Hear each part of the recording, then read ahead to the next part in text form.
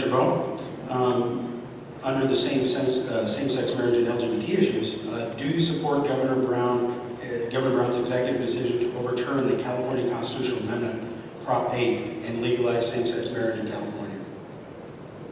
Jerry Brown and Kamala Harris are legally obligated to implement and defend the laws of the state of California, regardless of whether or not they agree with those laws. It's very disappointing that they have chose otherwise. Please hold your applause. To Dr. Kathy Henry. In June, a Los Angeles, California Superior Court judge ruled that California's state teacher tenure layoff and dismissal law infringed upon students' opportunity to receive equal public education and was therefore unconstitutional. What reforms would you make to the teacher's tenure law to ensure a quality public education for all students? I'm sorry, I can't hear you. The speaker's too far away from me. I apologize. I'll restate the question. So what are we under? Under education. I apologize, Dr. Henry. In June, a Los Angeles, California Superior Court judge ruled that California's state teacher tenure layoff and dismissal law infringed upon students' opportunity to receive equal public education and was therefore unconstitutional.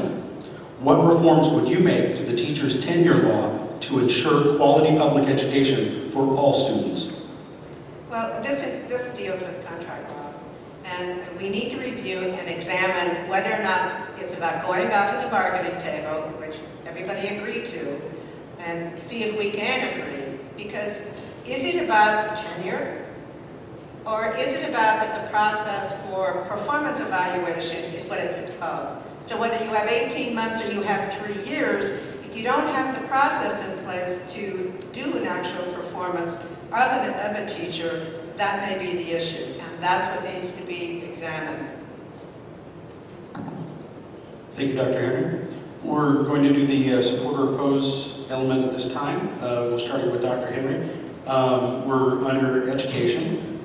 State laws requiring public schools to teach that same-sex marriage and LGBT lifestyles are socially acceptable behavior without risk warnings and opt-outs. This is one of those, it depends. So this has been decided in the courts, it's case law. So as a legislator, I would support it. As an individual, no. To Mrs. Chabot, support or oppose mandatory state adoption of Common Core state standards? Oppose. Oppose. To Mr. Conway, transgender bathroom law, support or oppose?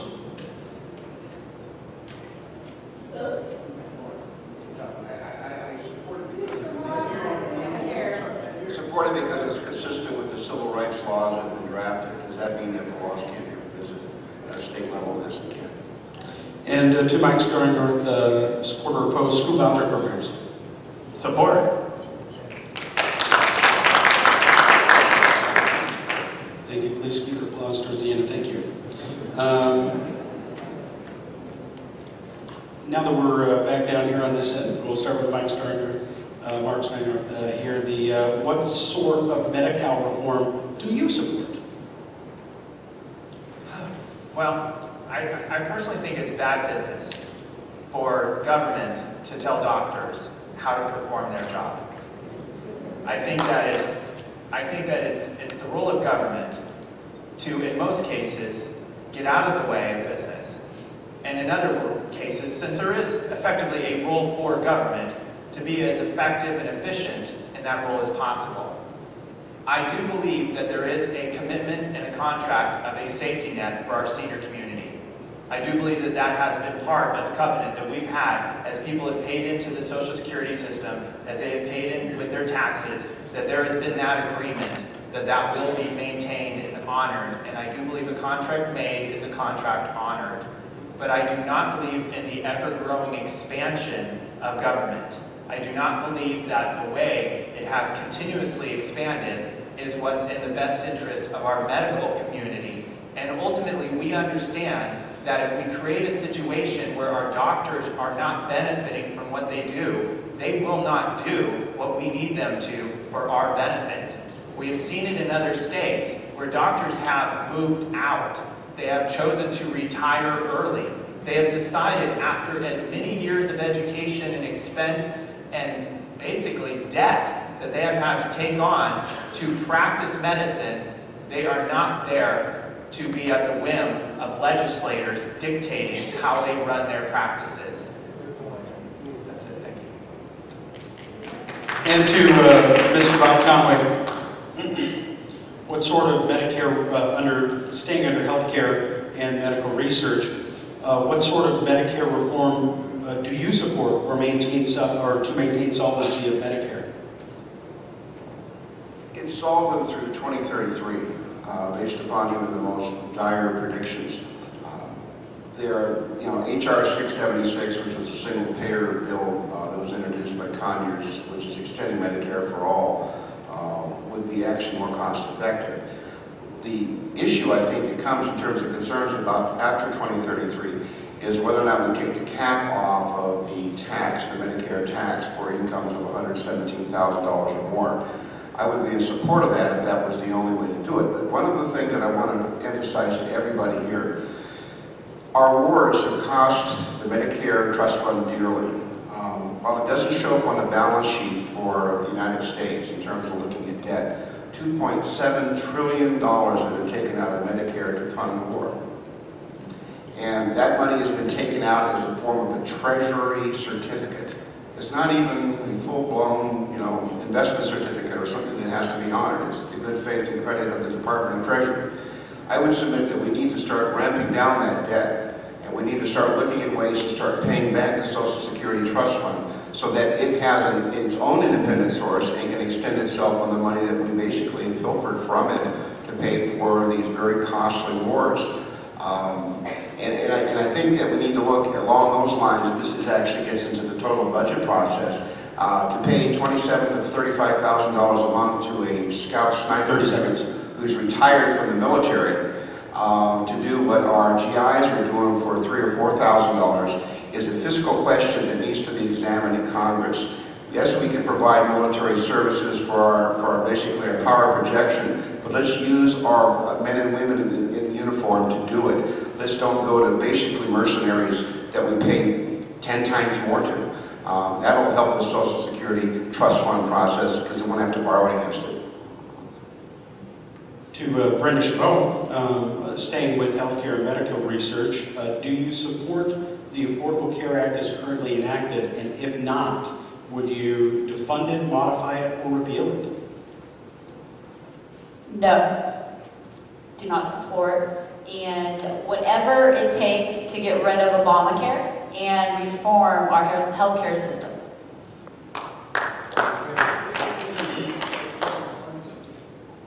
To Dr. Henry, under Social Security and pension reform, what additional state employee pension reform should be enacted? You have to repeat it. I don't even know where you are at this point. No problem, I apologize. This is related to Social Security and pension reform. What additional state employee pension reform should be enacted? Okay. What should be happening is that they currently are actually paying back slowly by slowly. They are participating, and the employees in the state are participating in paying back their pension. The issue is that they gave away the store, and they did that through collective bargaining, and so now it's back to the bargaining table, and that's the reality when you participate in collective bargaining. So you have to go back to the bargaining table, you have to rework it, and you have to rework the pension. Because at this point, current workers are paying back some of their pension. They have to negotiate with the unions, but those who are already on their pensions, you really can't take that away from them. Thank you, Dr. Henry. All right, so we'll go with the support or oppose question. Quick answer. The first to Dr. Henry, related to support or oppose the California Bullet Train high-speed rail. Can you please repeat that? No problem. This is a support or oppose related to the California bullet train or high-speed rail. I'm sorry, I can't hear because of the placement of the speaker, I'm sorry. Okay, no problem. This is related to support or oppose the California bullet train or high-speed rail.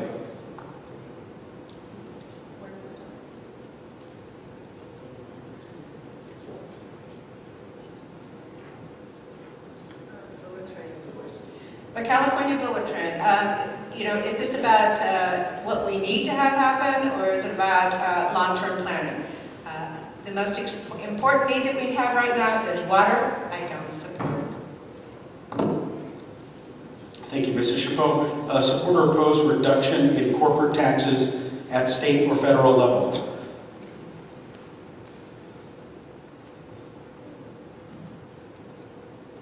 Support. It's shameful that the United States has the highest corporate taxes in the developed world. One of the biggest ways to reduce our deficit is to lower our corporate tax rate to a level that brings overseas dollars back to the United States. To Bob Conway, support or oppose a balanced budget amendment for our state or federal constitution. Well, state is the state's business. In fact, they have to balance it unless they have some creative accountings. But the federal government, no, because they need the flexibility to respond to things like the Ebola crisis. You've got to spend a lot of money to contain it. That's going to be capped off. It's not even within the military budget, which is the only thing exempt from the balanced budget amendment. So I submit it's constraining, and it could hurt the security of this country by limiting Congress's ability to raise funds to attack problems as they come up. And to Mark Steinnorth, support or oppose physician-assisted suicide bill. Oppose.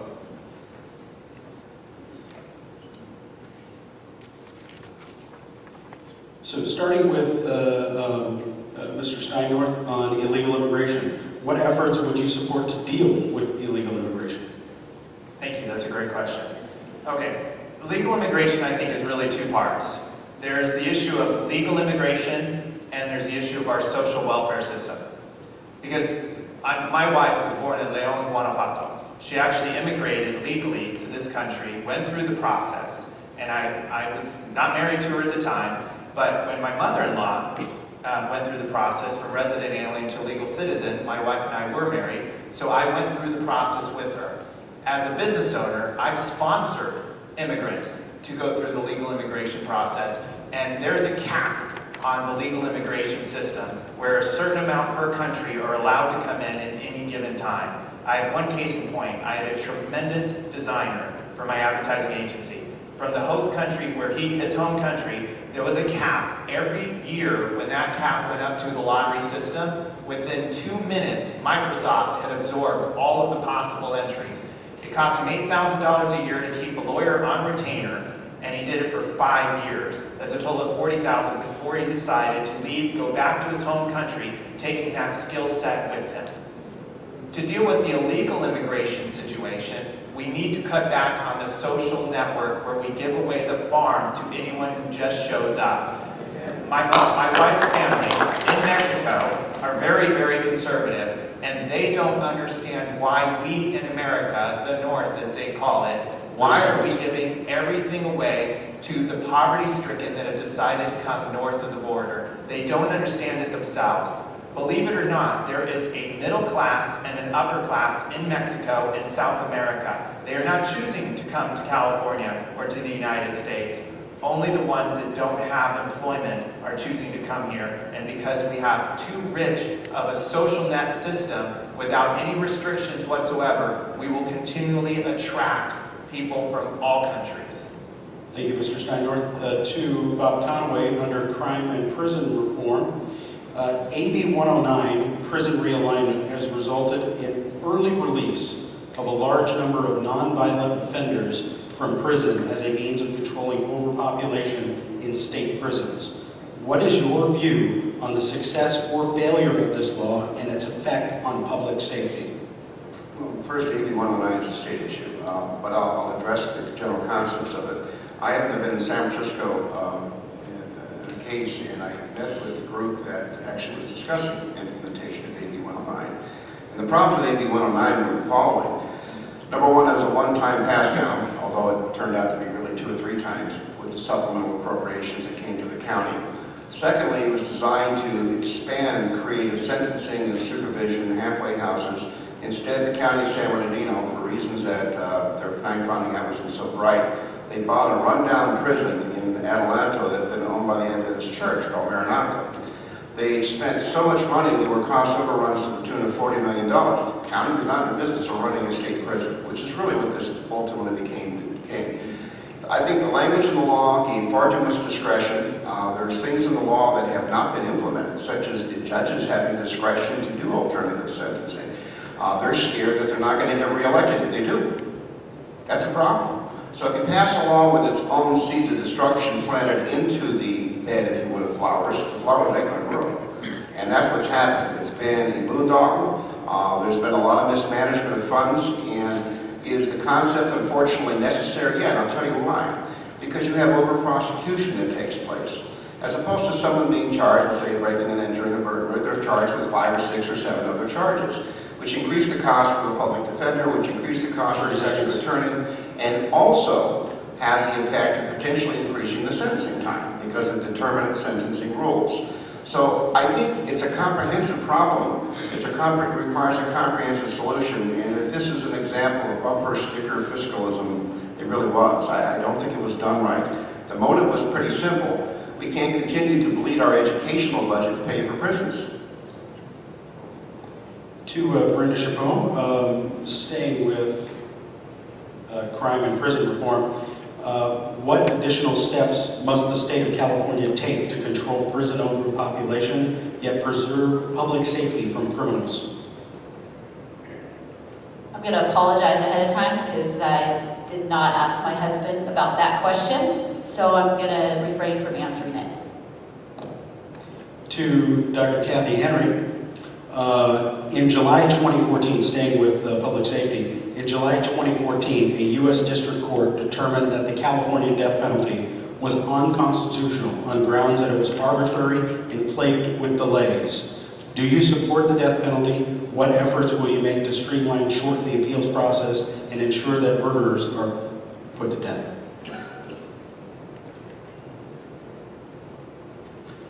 Well, this is a double-edged sword. The first thing is that currently the death penalty does fail because there is no, the appeals process does go on for too long. So then if we allow to shorten the appeals process, does that mean then that we're going to hire all of these more judges and we're going to have all these more court clerks? So on the one hand, you're saying that, you know, you want to cut taxes, you want to cut benefits.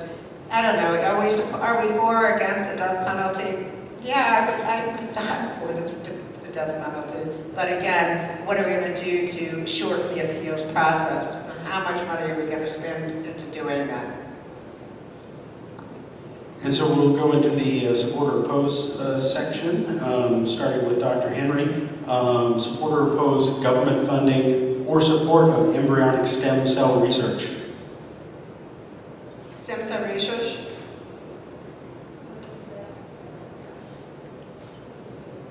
Stem cell research.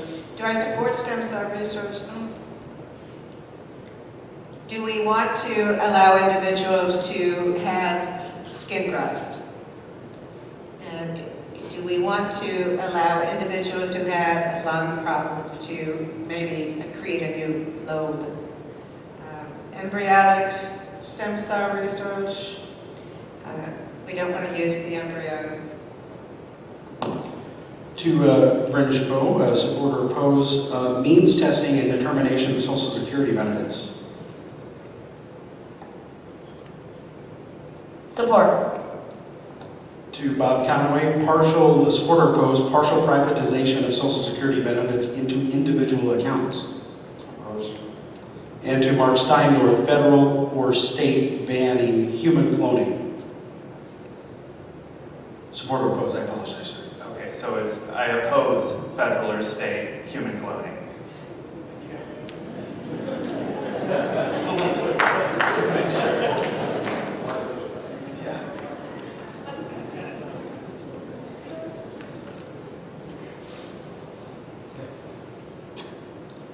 Starting with Mark Steinnorth, the next question related to gun rights.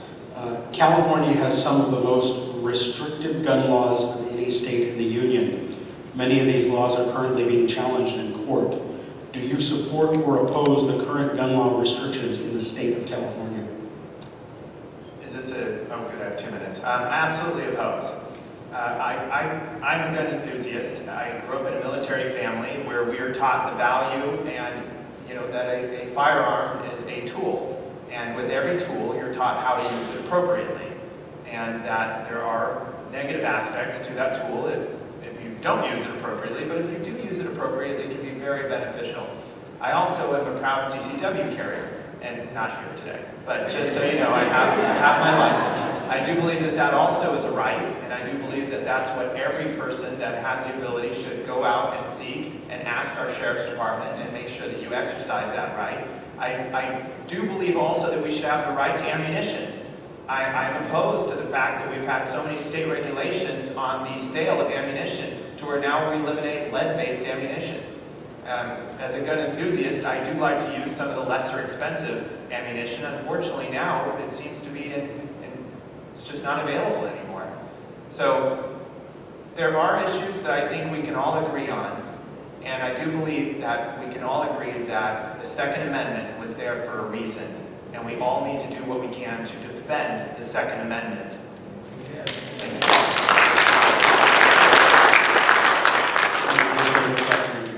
To Bob Conaway, the Hamas-Palestinian, this is under terrorism and foreign affairs. The Hamas-Palestinian organization Unity Government is currently receiving approximately $500 million a year in foreign aid from the United States. They have been building terrorist tunnels and shooting thousands of missiles into Israel with a stated goal of the complete destruction of the state of Israel. Will you vote to defund the Palestinian organization of all foreign aid until they stop these terrorist acts, demilitarize and recognize the sovereignty of Israel? About 6 questions. Sovereignty of Israel, absolutely. Let's go backwards. Secondly, the Hamas is a party, as well as a militant organization within its ranks. The funding of basically the Palestinian state, if you want to call it that, at the Gaza Strip area, is the majority, if you would, party. I don't want to use any analogies to any other country, happens to be Hamas, as is the majority party Hamas in Lebanon, and which has been a fiscal partner in many respects to the United States in terms of operations in that area. So the characterization of Hamas as a terrorist organization digging tunnels isn't completely correct. There is a government, a political party that does run the government, and to the extent that giving them assistance to try to control their country is in fact A, successful, and B, showing signs of some progress, I think it would be foolhardy to destabilize that political party's effort to try to stabilize the region. I've had a lot of briefings on the Middle East affairs, and yes, there are problems with the terrorists, and we need to assist Israel where we can. Not that they need a lot of help. Most of the time, they just need some of our munitions and some of our equipment to be able to carry it off. They are the preeminent people in so many different aspects of warfare. We have a lot to learn from them still. And I wish we as a country would listen to them and their example. 30 seconds. And follow it much better. With that said, is Hamas a destabilizing influence? Yeah, so are a lot of other things. The Ba'athist Party within Iraq, the Ba'athist Party within Syria. So we have to examine how these are changing and evolving and decide where our money is best spent. And if it's taking it away, you bet. But if it's providing us a platform for some stability and some communication, we'd be foolhardy not to continue it. To Brenda Chabot, under military and veterans benefits, what additional initiatives would you support to improve the VA healthcare system?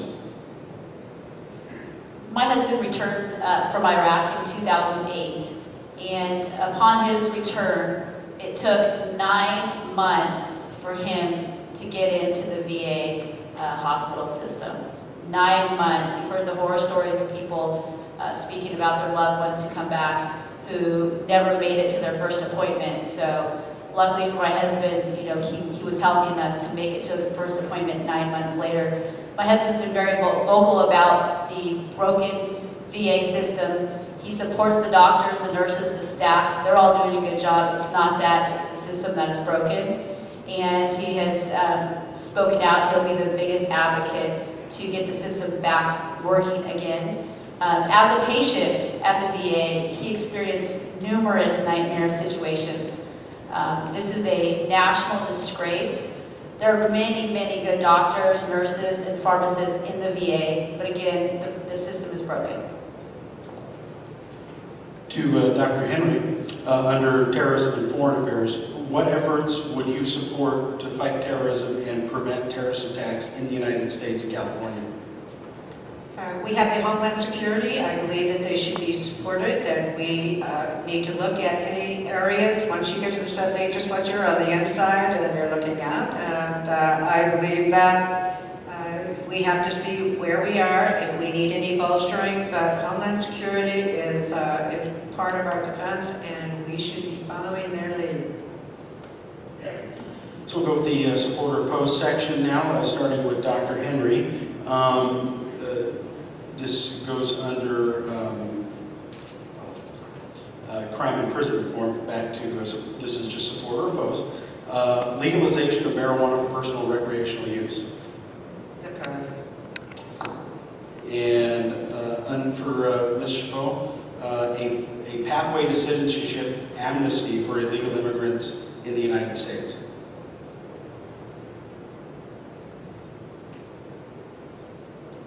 I'm gonna get his exact words, 1 second.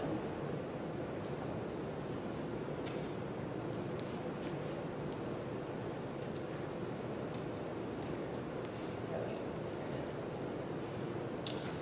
My husband does not support amnesty. Citizenship should be earned.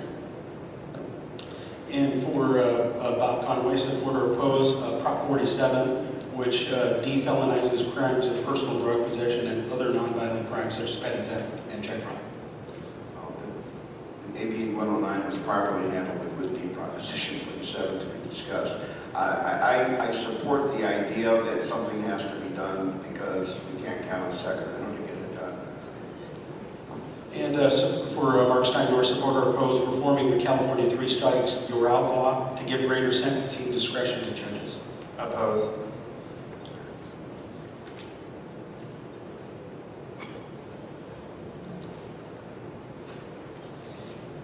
And we'll start again with Mark Steinor. This will be the final set of questions from this packet, and we'll go to, well, we might just have enough time to get to the questions from the community, one or two questions.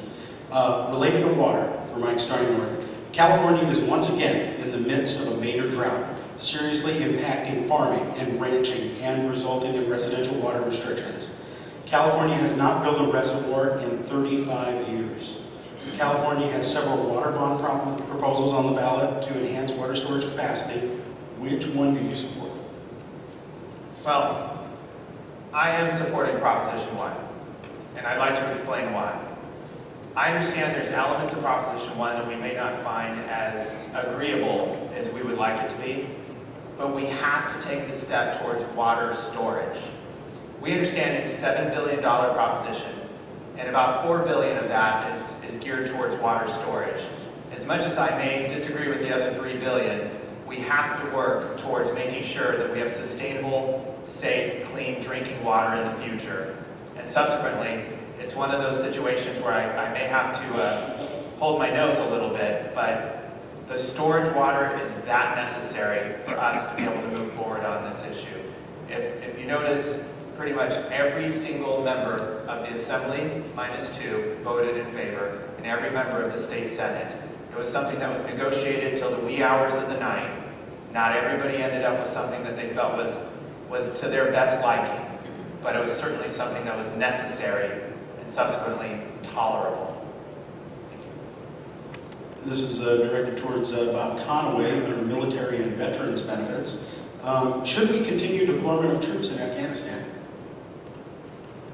Second half of the question, I'm sorry. Oh, I apologize. Should we continue deployment of troops in Afghanistan? Well, from the beginning, my view on Afghanistan was we we needed to go in to basically get the people that masterminded, 9/11. We had a consensus and support of the world. We accomplished that objective with most of what we've done. Regrettably, with the mines and valleys and tunnels that exist between Pakistan and Afghanistan, many of them moved, and we ultimately were able to secure Osama bin Laden in the adjoining country, Pakistan. I think we have a security interest there that we need to recognize. One of them is we have extensive resources, natural gas resources, which go through that. Unocal developed the pipeline in Afghanistan. So there's jobs there, there's energy management issues there. There's a very massive copper mine in that area, which has been developed by the Communist Chinese government, which is a major source for high-grade ore. So there's certainly resources there, but I think the role of the United States needs to be more withdrawn to special applications. Special forces for specific threats that we can do, we should base ourselves there, and I think that's part of what we're trying to do with the Karzai government. That's going to be necessary for as long as we're going to be around, because the very nature of Muslim bloodless is that we're going to have to be dealing with their vendettas, their vengeance against the United States, the great Satan as they refer to them, is their reference is. So I think that we have to be there. But deployment of ground troops per se, no. Special forces, I think it's inescapable that we're going to have to continue to have them where they are and available for use. That means, of course, supporting the bases and facilities that are there. Are there ways for us to become less obtrusive and less interfering with their government? You bet. There's experience that can be drawn upon that over the history and time of the countries that have had the best success as, quote, occupying or friendly powers within the country. So that there's ways to do it. We need to have an open and honest dialogue about ways to do it and how it should be done. Thank you, sir.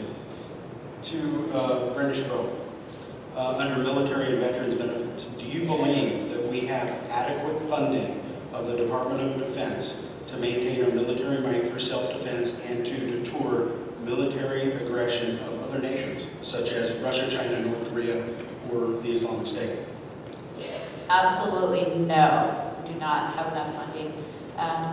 Again, my husband specializes in counterterrorism. He's an intelligence officer and went to Iraq with Special Forces. He wouldn't tell you this because he is pretty humble, but he actually wrote the strategy to defeat Al-Qaeda in Iraq in 2008 when the surge occurred. So it was part of that team that was there. We need to restore funding to the Department of Defense, and my husband has the experience and the knowledge to understand and to explain this to other members in the congressional representatives. And to Dr. Henry, this is under gun rights. California is a may issue state, which means it may issue permits to carry concealed guns, leaving this to county and local authorities to decide if CCW permits will be issued. Would you support or oppose bills that would change that issue and make California a shall issue state for qualified applicants for CCW permits across all counties and local jurisdictions? Again, this depends. What's a qualified applicant? So until, again, you identify what a qualified applicant is, it makes it problematic to say you shall issue.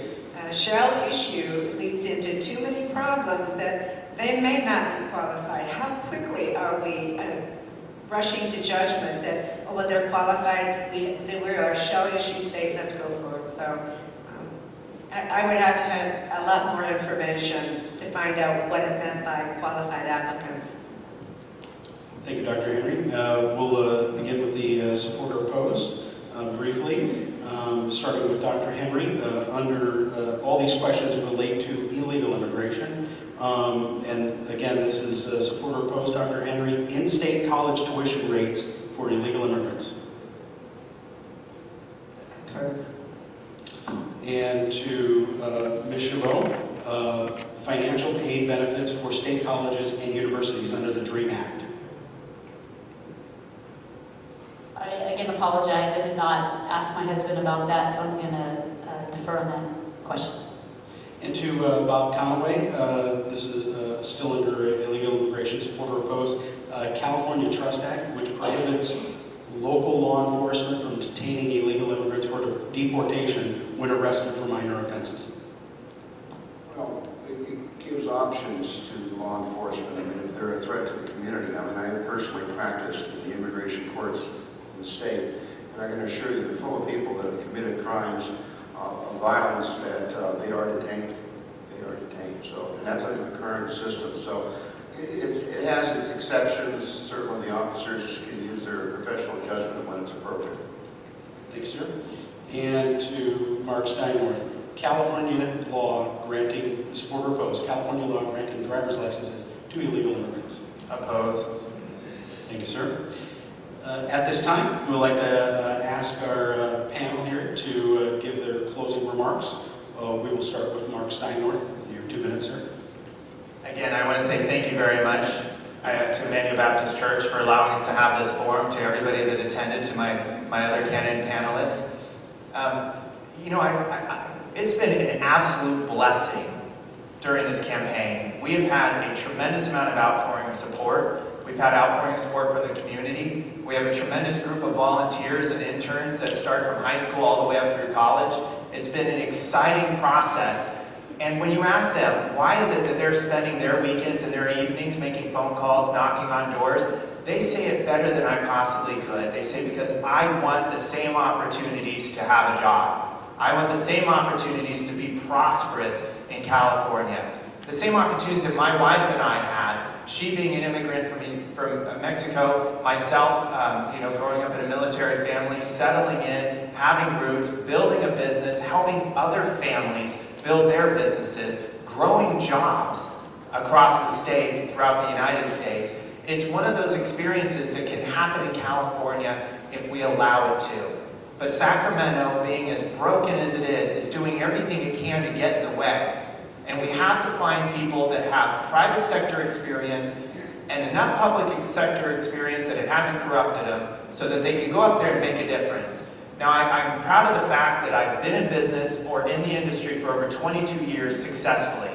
And I've done very well. My wife and I work together. We were very happy with what we've achieved. And then I've been a council member for 2 years in the city of Rancho Cucamonga, where we have embraced private sector ideology into the public sector successfully. And I believe that that concept of bringing private sector solutions to the public sector will be effective for our state. Because folks, the businesses want to stay here. We just need to give them the reason to. And I'd like to just say thank you to my team. Thank you to everybody that's participated in the campaign. And to my wife and my children who are at home tonight, just say thank you very much and God bless you.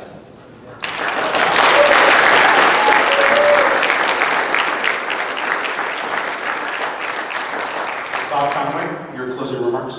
Sometimes we live at the edge of political rhetoric. There was a UCLA study that was issued a day before a forum where J.O. Remolte got up on the stand and basically said the same words. And he came from UCLA, he's a Bruin. And the study basically said that we have recovered as a state from where we were before the crash in 2008. So the dire predictions, granted, the Inland Empire has been lagging behind, but it is also the greatest machine and engine for growth probably in the state. I tell you this because we need to be able to have dialogue and talk about what's success. For example, we have a balanced budget in California. We have a surplus in California.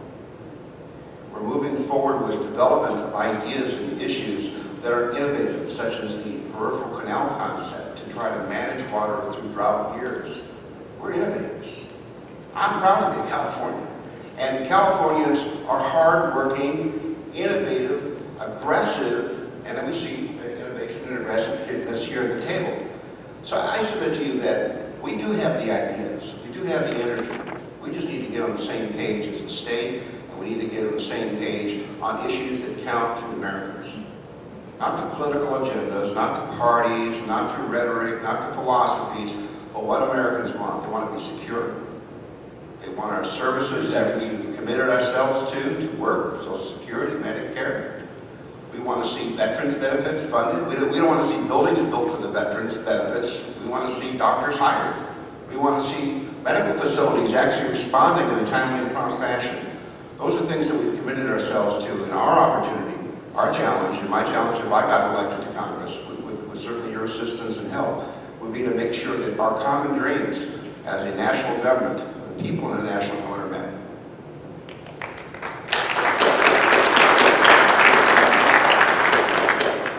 And Brenda Chabot, your closing remarks? Thank you for allowing me to be here on behalf of my husband, Paul Chabot. It's an honor, it truly is. My husband would be honored to have earned your vote in this election. He is a military officer, a small business owner, and reserve deputy sheriff. He has the background and experience, and he will be ready on day one for U.S. Congress.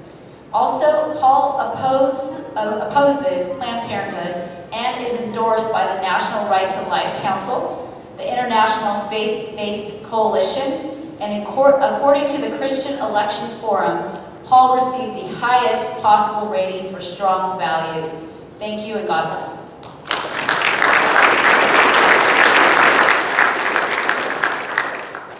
And Dr. Kathleen Henry, your closing remarks. I also believe in service and making a difference, and I serve my community in a variety of diverse areas. I'm a member of the board of directors for Habitat for Humanity. I'm on the steering committee for the Women's Leadership Council of Arrowhead United Way. I'm an ambassador for my chamber. I'm a Kiwanian. I sit as a member of the Economic Development Corporate Training Foundation. I really do believe in service. The reason why I'm running for the State Assembly is that as a trustee and as a community service member, I'm out in the community all the time, and I see a great need in our district. And I don't see that anything has been brought back from the State Assembly in a number of years for this district. And we suffered through 2009 on our own. We got it through together, which is great. But now we need to have somebody who wants to work for the people of this district on a long-term basis, not a short-term, and ensure we're moving forward with the state. One of the things that I see in this area is that we need to have economic diversity, and that is through a variety of industries. So we need to have a variety of jobs. We can see that if we focus on the one particular industry, like transportation, logistics industry, we have that gas tax that's looming in January. What's going to happen to an area where they have suddenly, now we have a tax, and now what are we going to do? So, and believe me, I made my pledge several months ago to ask the governor to take that off the table in January. I think that a lot of our economic diversity goes back to education and how we're going to accomplish that, to have an educated, and I think we need to have our budget back. I think that we need to have vocational education training and improve on our skills. I also believe that we need to solve the water problem by continuing to talk about it after it starts raining. I'd appreciate your vote.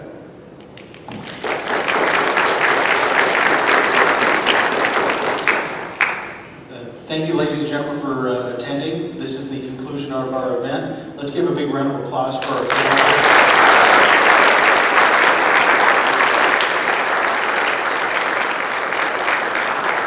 And thank you for all coming here, and could we give a good round of applause for Brian for moderating?